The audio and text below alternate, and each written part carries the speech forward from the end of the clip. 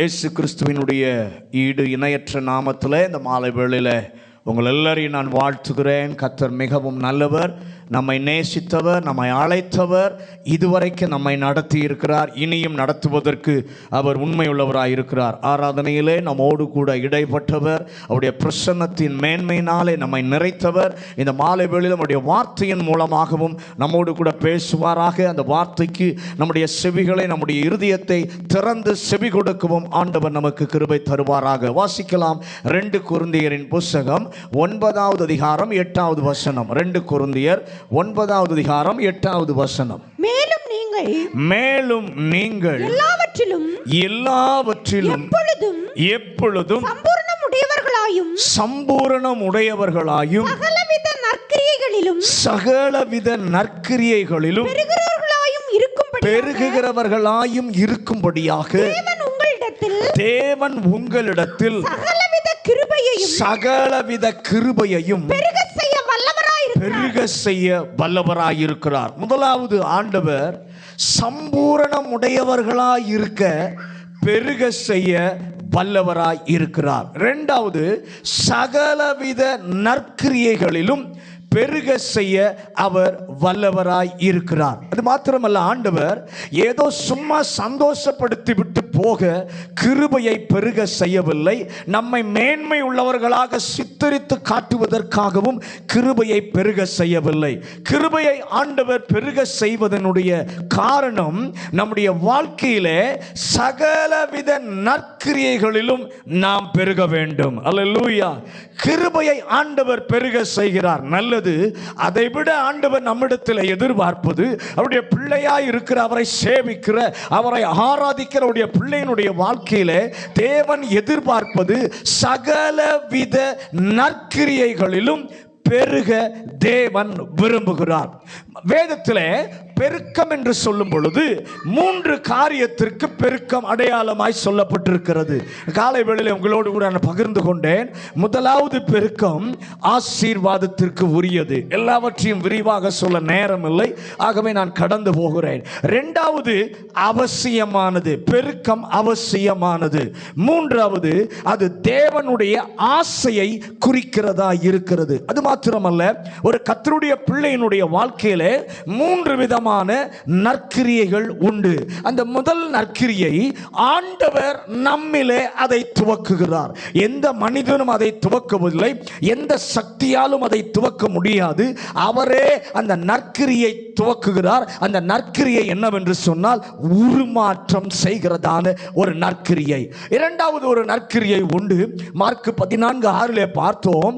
ஆண்டவர் செய்த நன்மையை, ஆண்டவர் பாராட்டின சகாயம் இருக்கிறதே, அந்த சகாயத்திற்கு இருதயத்திலே நன்றியை தெரிவிப்பதற்காக கர்த்தருக்கு செய்யும் ஒரு நல்ல கிரியை. அதற்கு உதாரணமாக தான் சொன்னேன், மரியாளை குறித்து. ஆண்டவருக்கு நன்றி சொல்ல விரும்பி மிக உயர்ந்த, மிக பெரிய நலதம் என்கிற தைலத்தை கொண்டு வந்து இயேசுவினுடைய சிரசின் மேலே ஊற்றுகிறாள். இருக்கிற எல்லாரும் சீஷர்களும் சொல்லுகிறார்கள், இது வீண் செலவு என்று சொன்ன பொழுது ஆண்டவர் சொல்லுகிறார், அப்பா இது வீண் செலவில்ல, அவளை தடுத்து அவருக்கு இடையூறு பண்ணாதீங்க, அவளை தடுக்காதீங்க, ஏனென்றால் என்னிடத்திலே அவள் நற்கிரியை செய்தாள் என்று சொல்லி ஆண்டவர் சொல்லுகிறார். மூன்றாவது ஒரு நற்கிரியை. இது எப்படிப்பட்ட நற்கிரியை?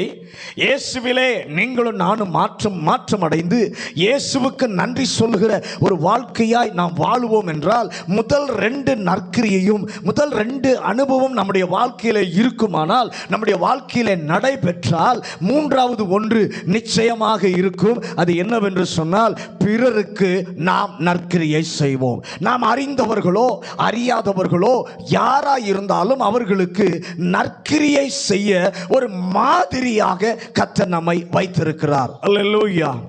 ஆண்டவர் நம்முடைய வாழ்க்கையிலே பெருக வேண்டும் என்று சொல்லி ஆண்டவர் விரும்புகிறார்.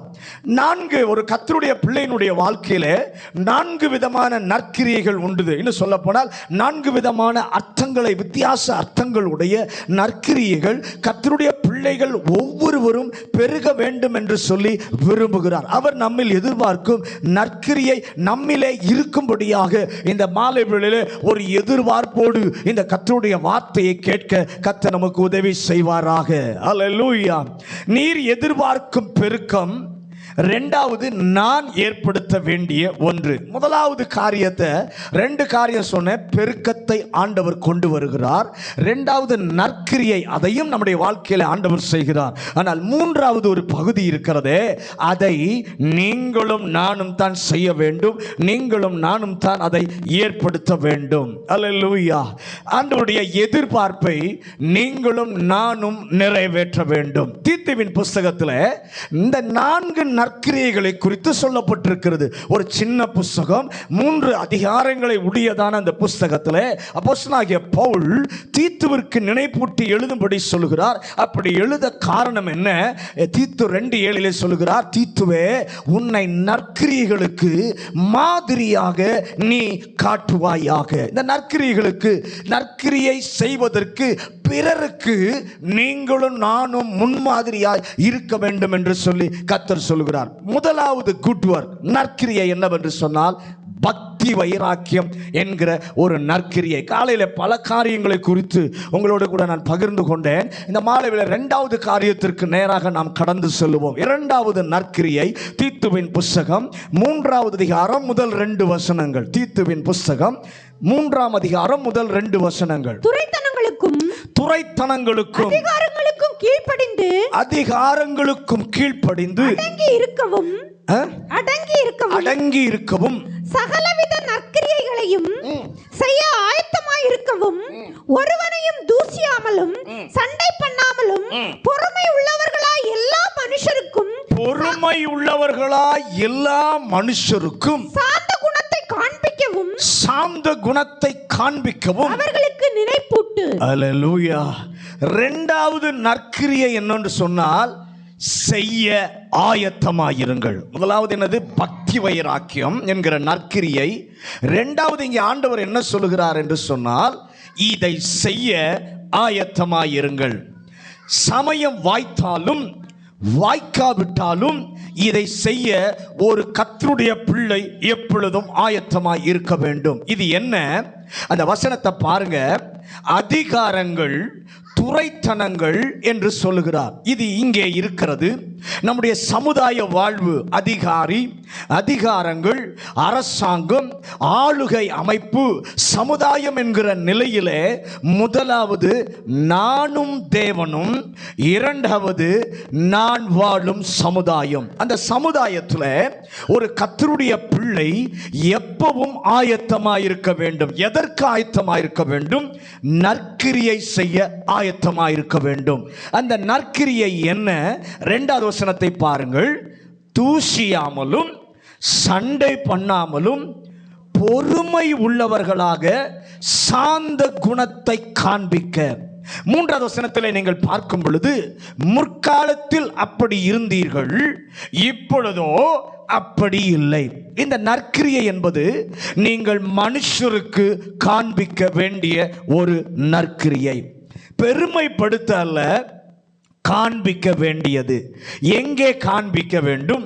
நம்முடைய சமுதாய வாழ்க்கையில், படிக்கிற இடத்துல, வேலை செய்கிற இடத்துல, நாம் வாழுகிறதான இடத்துல, நாம் போகிற வருகிற இடங்களிலே காண்பிக்க வேண்டிய ஒரு நற்கிரியை. என்ன காண்பிப்பது? முற்காலத்தில் நான் அப்படி இருந்தேன். 3ஆம் அதிகாரம் 4 முதல் 6 வசனங்களை வாசிங்க. தீத்துவின் புஸ்தகம் 3வது அதிகாரம் 4 முதல் 6 வசனங்கள். நம்முடைய இரட்சகராகிய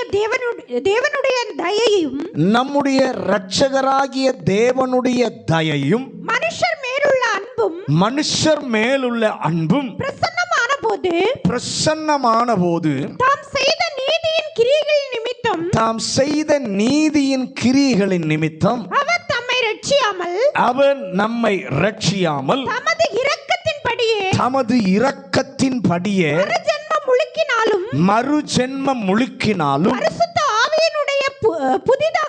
பரிசுத்த ஆவியினுடைய புதிதாக்குதலினாலும் நம்மை ரட்சித்தார். தமது கிருபையினாலே நாம் நீதிமான்களாக்கப்பட்டு நித்திய ஜீவன் உண்டாகும் என்கிற நம்பிக்கையின்படி சுதந்திரராகத்தக்கதாக அவர் நமது இரட்சகராகிய இயேசு கிறிஸ்து மூலமாய் அந்த பரிசுத்த ஆவியை நம்மேல் சம்பூரணமாக பொழிய பண்ணினார். இந்த வார்த்தை உண்மை உள்ளது. தேவனிடத்தில் விசுவாசமானவர்கள் நற்கிரியைகளை செய்ய ஜாக்கிரதையாய் இருக்கும்படி நீ இவைகளை குறித்து திட்டமாய் போதிக்க வேண்டும் என்று விரும்புகிறேன். போது நல்லா வாங்க கவனிங்க. இப்போது நான் ரட்சிக்கப்பட்டிருக்கிறேன், நான் நீதிமானாகி இருக்கிறேன், எனக்கு ஒரு சுதந்திரம் இருக்கிறது. 7வது வசனத்தில் பார்க்கும் பொழுது பரிசுத்த ஆவியானவர் என்னை நிரப்பி இருக்கிறார். முன்பு நான் எப்படி இருந்தேன்? கீழ்ப்படியாமல் இருந்தேன், சண்டை போடுகிற எல்லாரை போல நான் இருந்தேன். இந்த நற்கிரி என்ன? அன்றாடம் நாம் வாழ்கிறதான இந்த சமுதாயம் என்கிற சூழ்நிலையிலே ஒரு நற்கிரியை உண்டு. நான் கிறிஸ்து இல்லாத போது இப்படிப்பட்ட நிலைமையிலே நான் இருந்தேன். ஆனால் இப்பொழுது கிறிஸ்து எனக்குள் வந்த பின்பு நான் எப்படி இருக்கிறேன் என்று நம்முடைய வாழ்க்கையிலே பிறர் காண்பதற்கு காட்டுவது. எதை காட்டுவது? வித்தியாசத்தை காட்டுவது. நன்மைக்கும் தீமைக்கும் உள்ள வித்தியாசம், இருளுக்கும் பகலுக்கும் உள்ள வித்தியாசம், தேவனுக்கு பிரியமானதுக்கும் பிசாசுக்கு பிரியமானதுக்கும் உள்ள வித்தியாசம், ஆவிக்குரியதற்கும் உலகத்திற்கு உரியதும் உள்ள வித்தியாசம். செய்தி ஒருவேளை நம்ம நினைச்சு வந்திருப்போம், இந்த மாலை வேளையில ஒரு ஆசீர்வாதமான செய்தியா இருக்கும் என்று சொல்லி நான் வந்திருக்கிறேன் பாஸ்டர், ஆனா கர்த்தர் இப்படி பேசுகிறாரே என்று சொல்லி நமக்குள்ளே நாம் நினைத்திருந்தால் கர்த்தர் என்ன பேசுகிறார் தெரியுமா? இதற்காகத்தான் ஆசீர்வாதத்தையே நான் கொடுக்க விரும்புகிறேன். அல்லேலூயா. கொடுத்து விட்டு இது இல்லாமற் போனால், ஆசீர்வாதம் இருந்து தேவனுடைய நற்கிரியை இல்லாமல் போனால் நம்முடைய வாழ்க்கையிலே அவருக்கு என்ன பிரயோஜனம்? கை உயர்த்தி, ஆண்டவரே, அன்றாட வாழ்க்கையில நான் காண்பிக்கக்கூடிய நற்கிரியையை எனக்கு தருவீராக. இயேசு இல்லாத வாழ்வுக்கும் இயேசுவோடு கூட இருக்கும் வாழ்வுக்கும் உள்ள வித்தியாசத்தை நான் வாழ்கிற பகுதியில், நான் இருக்கிற சமுதாயத்தில் காட்டுவதற்கு எனக்கு ஒரு கிருபை தாரோ. ஒருவேளை நம்முடைய வாழ்க்கையில நாம் வேலை செய்கிற இடத்திலோ அல்லது நாம் இருக்கிற இடத்திலோ நம்மை கண்காணிக்க ஆள் இருந்தாலும், கண்காணிக்க ஆள் இல்லாவிட்டாலும், வேலையிலே நான் உண்மையாய் இருக்க ஒரு கிருபை தாரோ. என்னுடைய நேரத்திலே நான் ஒழுக்கமாய் இருக்க எனக்கு ஒரு கிருபை தாரோ. உலக வாழ்க்கையில மட்டுமல்ல, ஆண்டவருடைய காரியத்திலோ நேரத்திலே நான் ஒழுங்காய் இருக்க எனக்கு ஒரு கிருபை தருவீராக. தானியேலின் புத்தகம் 1வது அதிகாரம் 8வது வசனத்தை வாசிங்க. தானியேல் 1வது அதிகாரம் 8வது வசனம். தானியேல் ராஜாவின் போஜனத்தினாலும் அவர் பானம் பண்ணும் திராட்சை ரசத்தினாலும் தன்னை தீட்டுப்படுத்தலாகாதென்று தன் இருதயத்திலே தீர்மானம் பண்ணிக்கொண்டு தன்னை தீட்டுப்படுத்தாதபடி பிரதானிகளின் தலைவனிடத்தில் வேண்டிக் கொண்டான். நல்ல கவனிங்க, தானியேல் காண்பிக்க விரும்புகிறான். என்ன காண்பிக்க விரும்புகிறான்? ராஜ விருந்து சாலைக்கு போகிற நிலையில இருக்கிறான். அந்த சூழ்நிலையில காண்பிக்கிறான், நான் உண்ணுவதற்கும் மற்றவர்கள் உண்ணுவதற்கும் ஒரு வித்தியாசம் உண்டு. அல்லேலூயா. மத்தேயு சுவிசேஷம் 3வது அதிகாரம் 4வது வசனத்தை வாசிங்க. மத்தேயு 3:4 வாசிங்க. இந்த யோவான் ஒட்டக மயிர் உடையை தரித்து தன் அறையில் வார்க்கச்சையை கட்டி கொண்டிருந்தான். வெட்டுக்கிளியும் காட்டுத்தேனும் அவனுக்கு ஆகாரமாய் இருந்தது. அன்றிருந்த உலகத்தில் பட்டணமே பார்க்க ஓடி வந்தது. ஆனால் யோவான் அங்கே காண்பிக்கிறார். எதை காண்பிக்கிறார்? கர்த்தரால் விசேஷமாய் தெரிந்து கொள்ளப்பட்டவன் நான். ஒரு பொருத்தனை உடையவன். என் உடை ஒரு வித்தியாசம், என்னுடைய உணவு ஒரு வித்தியாசம். ஒட்டக மயிர் உடை தரித்து அறையிலே வார்க்கச்சை கட்டிக்கொண்டு வெட்டுக்கிளியும் காட்டுத்தேனும் ஆகாரமாய் கொண்டிருந்த ஒரு மனிதன். கர்த்தர் என்னை அழைத்திருக்கும் அழைப்பினாலே மற்றவர்கள் உடுத்துவதற்கும் நான் உடுத்துவதற்கும் வித்தியாசம் உண்டு. மற்றவர்கள் உண்பதற்கும் நான் உண்பதற்கும் ஒரு வித்தியாசம் உண்டு என்று வித்தியாசத்தை காண்பிக்க பெருமைப்பட்டு கொள்வதற்காக அல்ல, நான் வித்தியாசம் உடையவன் என்பதை காண்பிப்பதற்காக செய்கிறான். தானியேல் 3:18 வாசிங்களேன். தானியேல் 3:18 விடுவிக்காமற் போனாலும்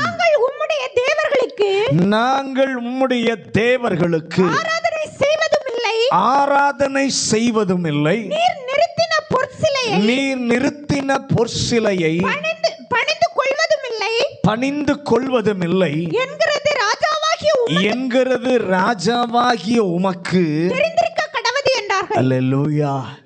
மெய் தேவனை எப்படி ஆராதிப்பது என்ற அவருடைய ஆராதனைக்கும் பிறருடைய ஆராதனைக்கும் வித்தியாசம் உண்டு என்பதை சாத்ராக், மேஷாக், ஆபேத்நேகோ காண்பித்தார்கள். பெருமைப்படுத்திக் கொள்ள அல்ல, காண்பித்தார்கள்.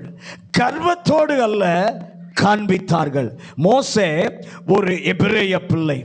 எகிப்திய இளவரசனாக அரண்மனையிலே மோசே வளர்க்கப்படுகிறான். அரண்மனையில் வாழும்போது எல்லாரும் எகிப்தியன் என்று சொல்லி நினைக்கிறார்கள். அவனுக்குள்ளே ஒரு நாளிலே இருவர் சண்டை போட்டு கொண்டிருக்கிறார்கள். அப்பொழுது அவனுக்குள் இருந்த எபிரேயனை மோசே காண்பிக்கிறான். நான் ஒரு எபிரேயன். எகிப்தியனை கொன்று எபிரேயனை என்ன பண்ணுகிறான்? விடுதலை செய்கிறான். நல்ல கவனிங்க. எகிப்தியனை கொன்று எபிரேயனை விடுதலை செய்கிறார். அடுத்த நாள் இப்படிப்பட்ட ஒரு சண்டை மறுபடியும் வருகிறது. அப்போது தன்னை எபிரேயனாக காண்பிக்க விரும்பினான்.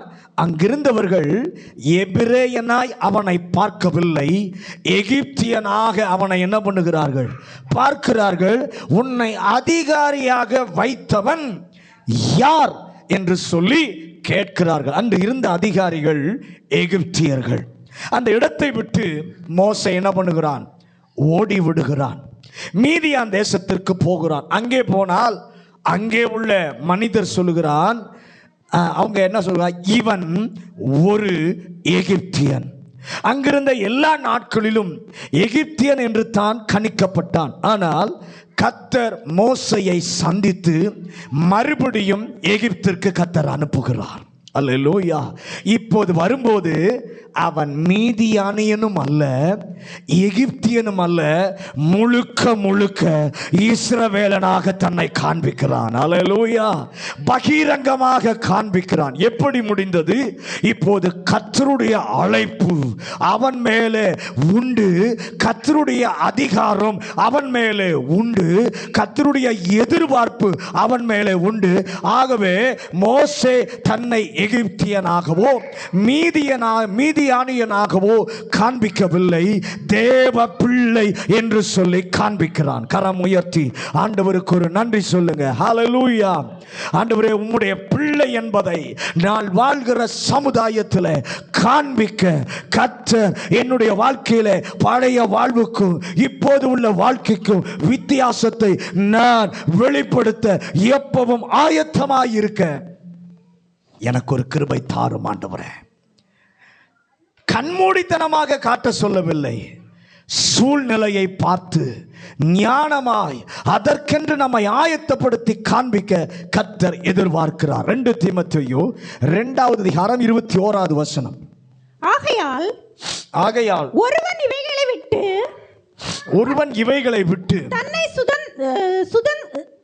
சுத்திகரித்துக் கொண்டால் அவன் பரிசுத்தமாக்கப்பட்டதும் எஜமானுக்கு உபயோகமானதும் எந்த நற்கிரியைக்கும் ஆயத்தமாக்கப்பட்டதுமான கனத்துக்குரிய பாத்திரமாயிருப்பான். அல்லேலூயா. தேவ மனுஷனை குறித்து சொல்லும்போது எந்த நற்கிரியும் ஆயத்தமாக்கப்பட்ட பாத்திரமாக. அப்போ ஒரு நற்கிரியை உண்டு. நற்கிரியை செய்ய தேவ பிள்ளையே நீங்களும் நானும் ஆயத்தமாயிருக்க வேண்டும். கண்களை திறந்து காதுகளை திறந்து சமுதாய சூழ்நிலைகளை காண்பிக்கும் உண்டாக்கும் வாய்ப்புகளை அறிந்து காண்பிக்க கர்த்தர் உதவி செய்வாராக. மூன்றாவது நற்கிரியை என்ன? தீத்து 3:8. தீத்து 3:8. இந்த வார்த்தை உண்மை உள்ளது. இந்த வார்த்தை உண்மை உள்ளது. தேவனிடத்தில் விசுவாசமாயிருங்கள். தேவனிடத்தில்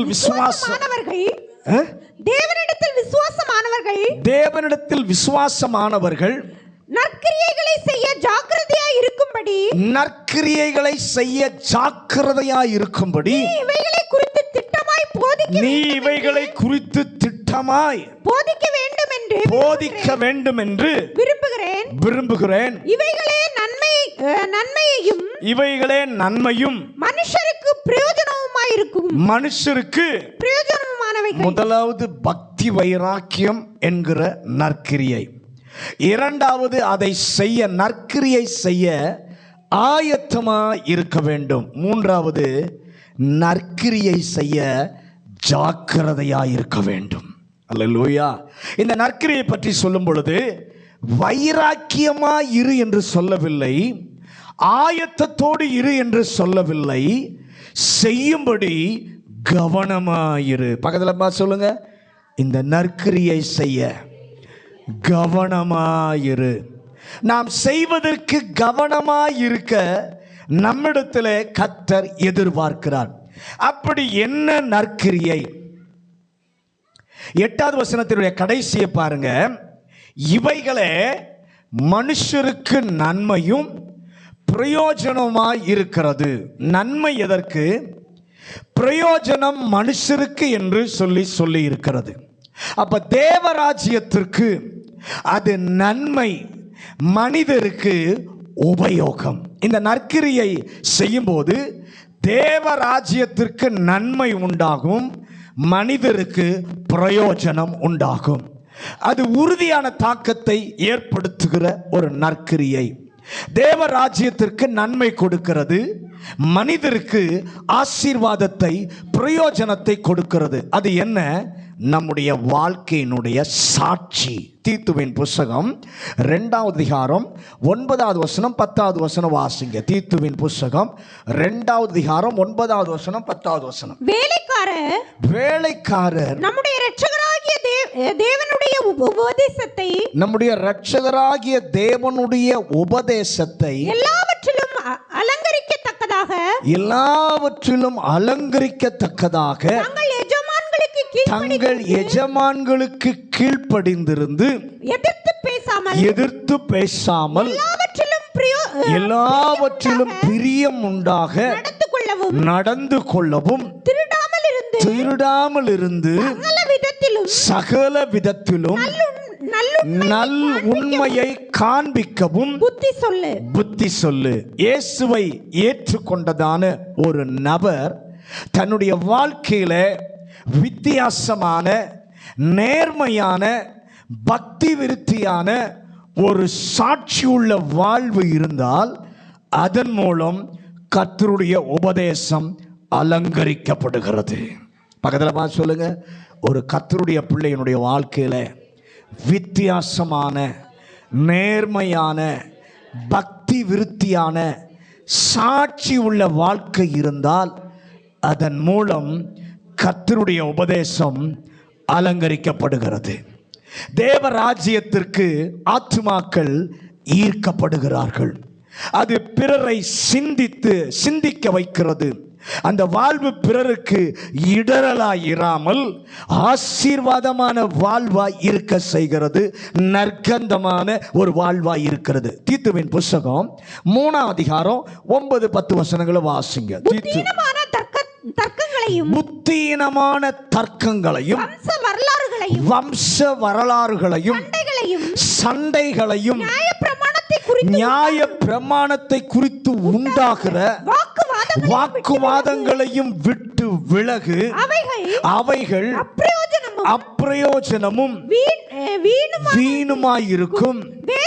வேத புரட்டனாய் இருக்கிற ஒருவனுக்கு நீ 2 தரம் புத்தி சொன்ன பின்பு அவனை விட்டு விலகு.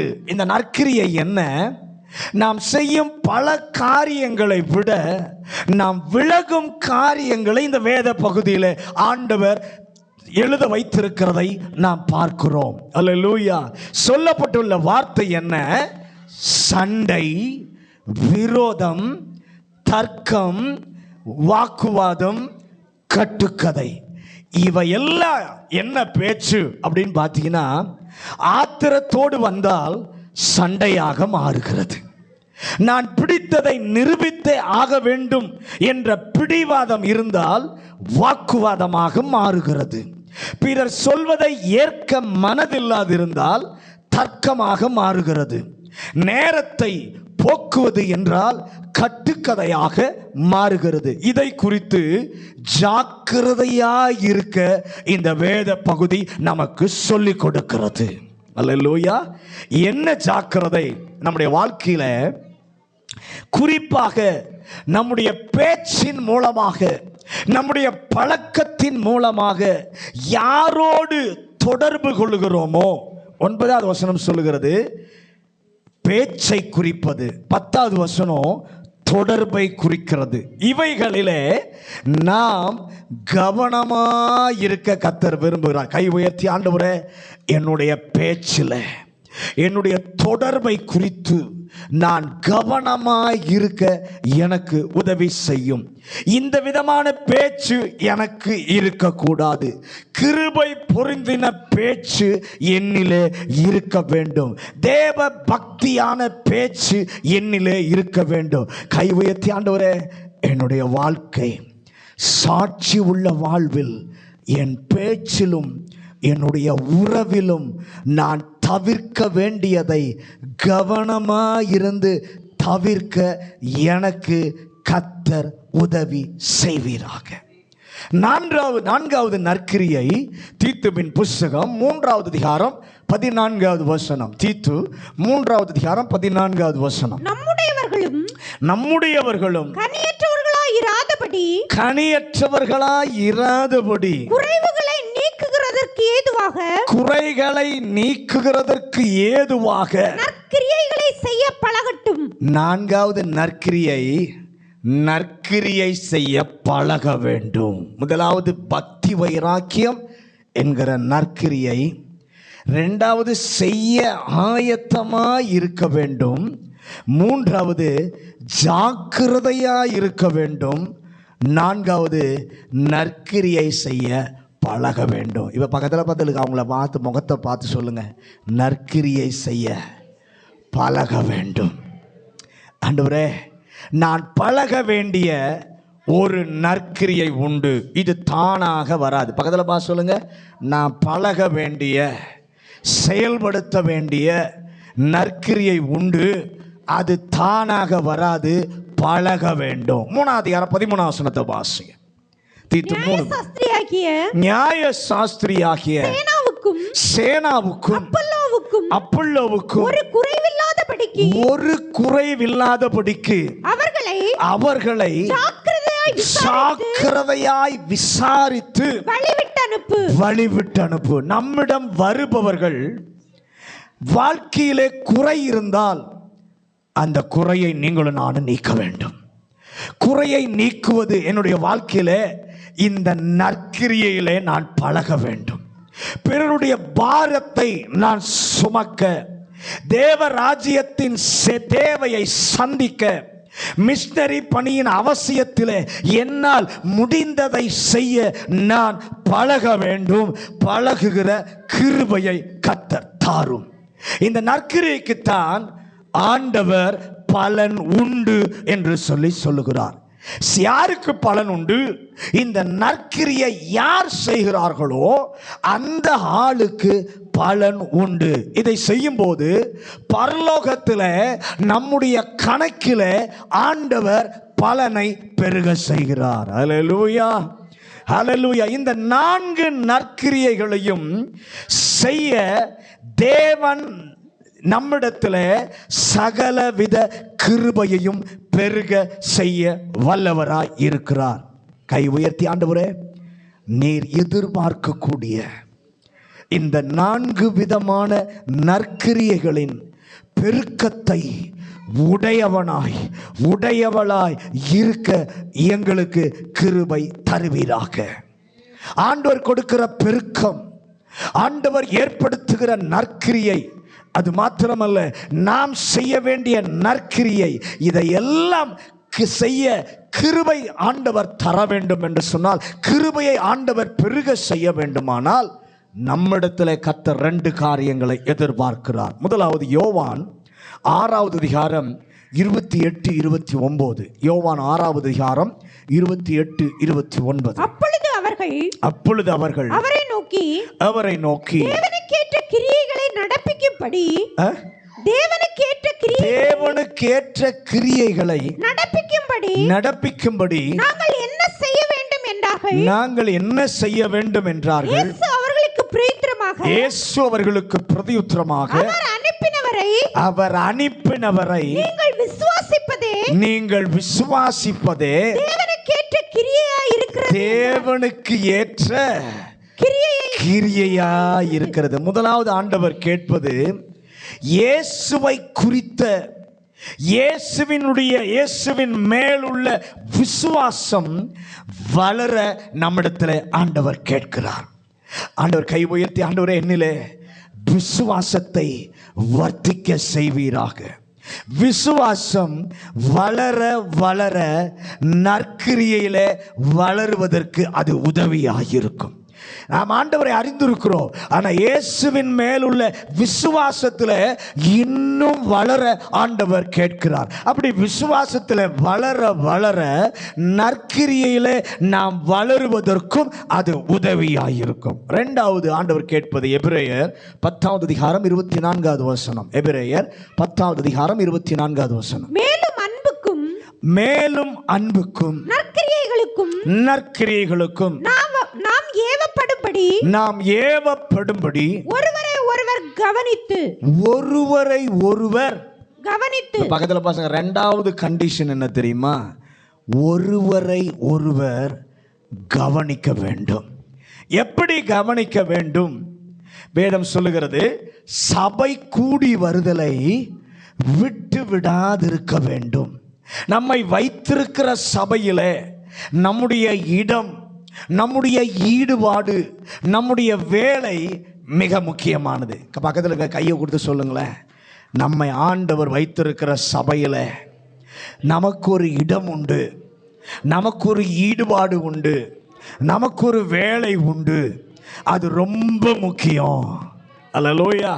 இன்னைக்கு டிவியில் பார்த்தீங்கன்னா ஏராளமான செய்தி வருகிறது. டிவியில் ஏராளமான செய்தி வருகிறது. பாஸ்டர், டிவியிலே நான் எல்லா மெசேஜையும் நான் கேட்டுட்டேன், ஆகவே நான் வீட்டிலையே இருந்துடுறேன்.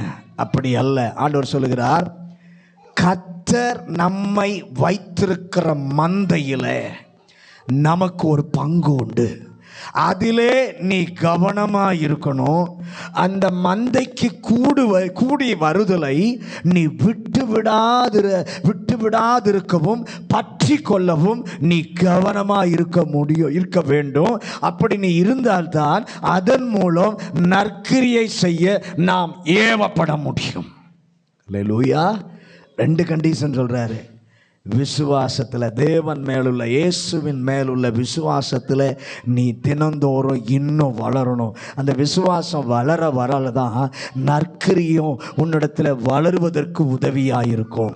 2வது ஆண்டவர் வைத்திருக்கிறார் சொல்கிறார், ஒருவரை ஒருவர் கவனிக்க வேண்டும். அப்படின்னா என்ன அர்த்தம்னா, ஒருத்தர் சபைக்கு வரலன்னா அவங்கள நாம் கவனிக்கணும். ஏன் அவங்க சபைக்கு வரல, ஏன் ஆராதனைக்கு வரல, ஏன் ஜெபத்துக்கு வரல, அதில் எனக்கு பாஸ்டராக இருக்கவங்க மட்டும் இல்லை, ஒவ்வொருவருக்கும் ஒரு பங்கு உண்டு, ஒவ்வொருவருக்கும் ஒரு ஈடுபாடு உண்டு, ஒவ்வொருவருக்கும் ஒரு வேலை உண்டு. அப்போ அவங்க வீட்டிலேயே அமர்ந்து நான் பார்த்துட்டேன், என் வேலையெல்லாம் இங்கேயே நான் முடிச்சுக்கிறேன், இல்லை, ஆண்டவர் சொல்ல அப்படி நினைக்கக்கூடாது. ஒரு நாளும் உன்னை வைத்திருக்கிற மந்தையில் அதை குறித்து நீ கவனமாக இருக்கணும். அந்த மந்தையிலே உனக்கு ஒரு பங்கு உண்டு, அதை நீ கவனமாக இருக்கணும், அதை நீ விட்டுறக்கூடாது, அதை நீ பற்றி கொள்ளணும். அப்படி இருந்தாதான் நற்கிரியை செய்ய நீ ஏவப்பட முடியும். அதற்காகத்தான் கர்த்தர் உனக்கு கிருபையை பெருக செய்கிறார். நம்முடைய தேவன் எவ்வளவு நல்லவர். அவர் சொல்றார், சகலவித நற்கிரியையும் செய்ய. அந்த வசனத்தை மறுபடியும் 2 கொரிந்தியர் 9:8 எல்லாரும் திருப்பிக் கொள்ளுங்க அந்த வசனத்தை. 2 கொரிந்தியர், மேலும் நீங்கள் எல்லாவற்றிலும் எப்பொழுதும் சம்பூரணமுடையவர்களாயும் சகலவித நற்கிரியைகளிலும் பெருகுகிறவர்களாயும் இருக்கும்படியாக தேவன் உங்களிடத்தில் சகலவித கிருபையையும் அல்லேலூயா பெருக செய்ய வல்லவர், பெருக செய்ய வல்லவர் நிச்சயமாய் செய்வார். ஆனால் அவர் அதை விட முக்கியமானது, நீ நற்கிரியை செய்ய வேண்டும். என்ன நற்கிரியை? பக்தி வைராக்கியமா இருக்கணும். 2வது ஆயத்தமா இருக்கணும். 3வது என்ன சொன்ன? ஜாக்கிரதையா இருக்கணும். 4வது நற்கிரியை செய்ய பழகி கொள்ள வேண்டும். அதோடு நிறுத்தாம ஆண்டவர் சொல்றாரு, விசுவாசத்தில் நீ வளரணும். வளர வளரதான் உன்னுடைய நற்கிரியில் நீ வளருவாய். 2வது சொல்றாரு, உனக்கு ஒரு மந்தையை, உனக்குன்னு ஒரு இடம் வச்சிருக்கேன், ஆலயத்தை வச்சிருக்கேன், அந்த சபை கூடி வருதலை நீ விட்டுறக்கூடாது. ஒருவர் அதை கவனிக்க வேண்டும். அந்த வைத்திருக்கிற இடத்துல மந்தையில் எனக்கு ஒரு பொறுப்புண்டு, அதில் கவனமாக இருக்கணும், அதை விடக்கூடாது, அதில் அதை நான் பற்றி கொண்டு இருக்க வேண்டும். அப்படி இருந்தாதான் நற்கிரியை செய்ய கர்த்தருடைய ஆவியானவர் நம்மை சத்தியத்திற்குள்ளே நம்மை நடத்துவார். அப்படிப்பட்ட கிருபைகளை கர்த்தர் நமக்கு தருவாராக. எல்லாரும் முழங்காற்படிடுவோம். எல்லாரும் முழங்காற்படிட்டு, தேவன் நம்மையும் நம்முடைய சபையும் ஆண்டவர் ரொம்ப நேசிக்கிறார். நேசித்தபடினாலே இந்த நாளிலே நல்ல வார்த்தையை நமக்கு கொடுத்திருக்கிறார். நற்கிரியில் நீங்களும் நானும் பெருக வேண்டும் என்பதில் ஆசை உள்ளவர், பெருக செய்ய வல்லவர். இன்றைக்கு நமக்கு சொல்லியிருக்க பெருக்கத்தை நான் தருகிறேன். அது ஆசீர்வாதமானது. பெருக்கம் அவசியமானது. கர்த்தர் அது தேவனுடைய ஆசை. அது மாத்திரமல்ல, 3 விதமான நற்கிரியைகளையும் ஆண்டவர் நம்முடைய வாழ்க்கையில வைக்கிறார். ஆனால் 3வது ஒரு காரியம் இருக்குதே, அதை நீங்களும் நானும் செய்யணும். ஆண்டவர் சொல்றாரு, அந்த நற்கிரியை 4 நற்கிரியிலே 1வது பக்தி வைராக்கியம் என்கிற நற்கிரியை நீ எனக்காக செய்ய வேண்டும். 2வது ஆண்டவர் சொல்ற, இந்த நற்கிரியை செய்ய நீ ஆயத்தமாக இருக்கணும். 3வது நற்கிரியை செய்ய நீ ஜாக்கிரதையா இருக்கணும். 4வது நற்கிரியை செய்ய நீ பழக்கணும். பழக வேண்டும், தானா வராது, செய்ய நீ பழகணும். நல்ல ஆண்டவர் பேசியிருக்கிறார். அது மாத்திரமல்ல, இதெல்லாம் நான் உனக்கு செய்யணுமா? உனக்கு முன்பாக 2 நிபந்தனையை நான் வைக்கிறேன். 1, என் மேலுள்ள விசுவாசத்தில் இன்னும் நீ வளரணும். தினந்தோறும் நீ வளரணும். அப்படி வளரும்போது தான் உன்னுடைய நற்கிரியிலும் நீ வளருவாய். 2வது சொல்ல, ஒருவர் கவனிக்க வேண்டும். சபை கூடுதலை சிலர் விட்டு விடுகிறது போல நீ விட்டு விடாது இருக்கணும். சபையில் தேவன் மந்தையில் நமக்கு ஒரு இடம் வச்சிருக்கிறார், நமக்கு ஒரு ஈடுபாடு வச்சிருக்கிறார், நமக்கு ஒரு வேலை வச்சிருக்கிறார். அது முக்கியமானது.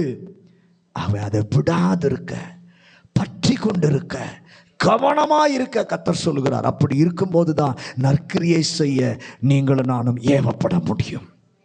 ஆண்டவரே, செய்ய ஆயத்தமாக இருக்கிறேன்னு சொல்கிறவர்கள் உங்களுடைய கரங்களை உயர்த்தி, ஆண்டவரை இன்றைக்கு பேசி இருக்கிறேன், நற்கிரியை செய்ய நான் ஆயத்தமாக இருக்கிறேன், எனக்கு உதவி செய்யும். அதற்குத்தான் நீ கிருபையை பெருக செய்கிறீர். நான் நற்கிரியை செய்ய இன்றைக்கு பழக என்னை ஒப்புக் கொடுக்கிறேன். பக்தி வைராக்கியம் என்கிற நற்கிரியை செய்ய ஒப்புக் கொடுக்கிறேன். நற்கிரியை செய்ய ஆயத்தமாக இருக்க ஒப்புக் கொடுக்கிறேன். நற்கிரியை செய்ய ஜாக்கிரதையாக இருக்க என்னை ஒப்புக் கொடுக்கிறேன். நற்கிரியில பழக என்னை அர்ப்பணிக்கிறேன். என்னை பழக்குவியும். உடைய விசுவாசத்தில் இன்னும் வளர எனக்கு கிருபை தாரும். சபையில் நீர் வைத்திருக்கிற மந்தை குறித்த எண்ணம் எனக்கு இருக்கட்டும். மந்தையில் எனக்கு ஒரு ஈடுபாடு உண்டு, எனக்கு ஒரு வேலை உண்டு, அதை நான் கவனமாய் செய்யணும். ஆண்டவரே, அந்த மந்தையின் மேலே பற்றி எனக்கு இருக்கணும், கிருபை தாரும். பரலோக பிதாவே, இந்த நல்ல மாலை வேளைக்காக நன்றி அப்பா. இந்த நாளிலும் ஆண்டவர் எங்களை நேசித்து தந்த நல்ல வார்த்தைக்காக ஸ்தோத்திரம். ஆண்டவரே, இன்றைக்கு நீர் உம்முடைய வேத வசனத்தின் மூலம் பெருக செய்ய வல்லவராய் இருக்கிற கர்த்தர், நற்கிரிகளிலே நாங்கள் பெருக வேண்டும் என்று எதிர்பார்க்கிற கர்த்தர், தீத்துவின் புஸ்தகத்திலிருந்து ஆண்டவரை எந்தெந்த நற்கிரியை நாங்கள் செய்ய வேண்டும் என்று சொல்லி 4 காரியங்களை இன்றைக்கு எங்களுக்கு கர்த்தர் படிப்பித்திருக்கிறேன். பக்தி வைராக்கியம் என்கிற நற்கிரியிலே நாங்கள் பெருக உதவி செய்யும். நற்கிரியை செய்ய ஆயத்தமாயிருக்க எங்களுக்கு ஒரு உதவி செய்யும். ஆண்டவரே, ஜாக்கிரதையாக இருக்கிற நற்கிரியை செய்ய உதவி செய்யும். நற்கிரியை செய்ய பழகிக்கொள்ள எங்களை விட்டு கொடுக்கிறோம். எங்களை பழக்குவியும். நற்கிரியை செய்ய நீர் உமக்கு ஒரு எதிர்பார்ப்பு உண்டு. அந்த எதிர்பார்ப்பை நாங்கள் நிறைவேற்ற உதவி செய்யும். ஆண்டவரே, அதை செய்யணும்னா ஆண்டவரே, விசுவாசத்தில் நாங்கள் வளரணும். சபையோடு நல்ல தொடர்பு இருக்கணும். மந்தையை விட்டு எங்கேயும் போகக்கூடாது ஐயா. மந்தையின் மேலே கவனமாக இருக்கணும். ஒரு மேலே கவனமாக இருக்க கிருபை தாரும். இன்றைக்கு உணர்த்திய உடைய வார்த்தைகளுக்காக நன்றி சொல்கிறோம். இந்த வசனம் எங்கள் பிள்ளைகளோடு கூட கிரியை செய்வதாக தாழ்த்தி தேவக்கரத்தில் ஒப்பு கொடுக்கிறோம். இயேசுவின் அதிகாரமுள்ள நாமத்தில் ஜெபிக்கிறோம் நல்ல பிதாவே, ஆமென்.